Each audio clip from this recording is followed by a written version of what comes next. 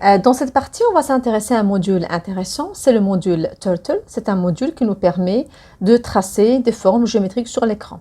C'est pour voir qu'on peut faire autre chose en programmation que les fonctions mathématiques.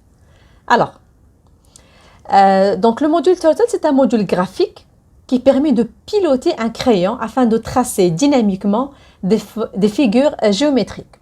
Donc on peut l'imaginer comme une tortue qui se déplace sur l'écran et son déplacement, donc, il est tracé, d'accord, par un crayon. Les dessins sont réalisés dans un repère orthonormé virtuel qui est centré sur la fenêtre d'affichage. Alors, je peux imaginer mon écran avec ce repère-là. Donc, le centre de la fenêtre, c'est le point 00 du repère.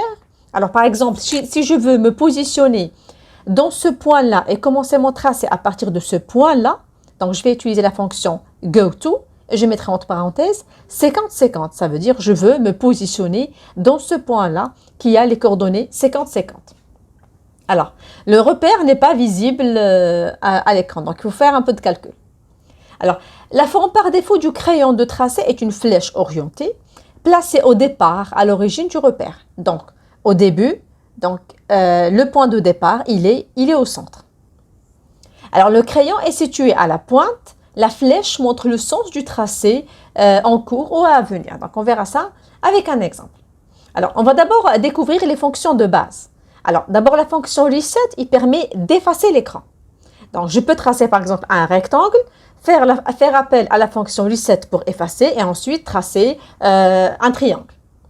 La fonction goTo, et entre parenthèses, vous donnez les coordonnées, donc il permet de déplacer, d'accord, le crayon d'un point à un autre de l'écran. La fonction forward, entre parenthèses, une distance, en pixels toujours, ça permet d'avancer avec une distance. La fonction backward, c'est pour reculer en donnant toujours une distance en pixels. La fonction up permet de relever le crayon. Supposons que moi je suis positionnée ici et je veux me déplacer là, mais sans tracer un trait. Donc, je vais utiliser la fonction up pour soulever le crayon.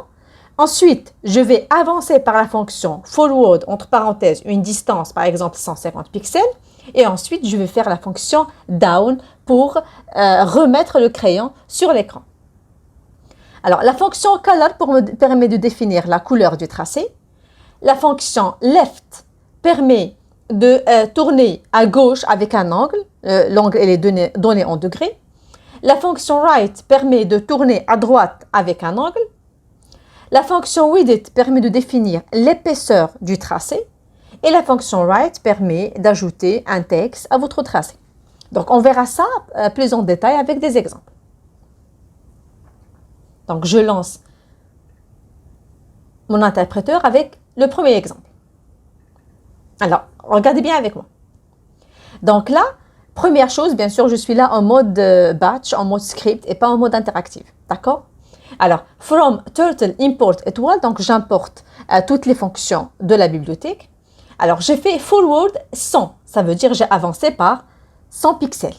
Ensuite, left 90, donc j'ai fait une rotation de 90 degrés à gauche.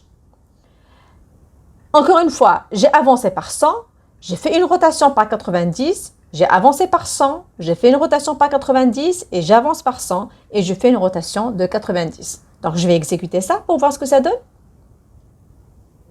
Voilà, vous voyez? Donc, il a tracé le premier segment.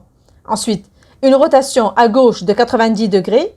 Ensuite, il a avancé. Ensuite, une rotation de 90 degrés, etc. Alors, bien sûr, nous, on connaît les boucles en Python. Donc, vous avez remarqué que là, j'ai ces deux instructions-là qui vont se répéter 4 fois. Donc, au lieu de les écrire comme ça, donc je vais les écrire en utilisant la boucle for ou bien la boucle while. Alors, j'ai fait un reset au début pour effacer l'écran. For i in range 5, ça veut dire quoi? Ça veut dire qu'il va refaire ces deux instructions 4 fois. La fonction range, on a dit, si vous ne spécifiez pas la valeur minimale, donc ça va être 0. Et là, la valeur maximale, donc on va aller de 0 jusqu'à 4. Voilà, donc il va avancer et il va faire une rotation. Donc j'exécute. C'est exactement la même chose. Là, j'avance. Parfait.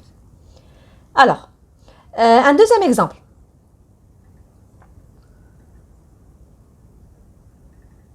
Regardez bien avec moi ici. Donc là, je vais effacer l'écran. Je vais choisir la couleur du tracé en bleu.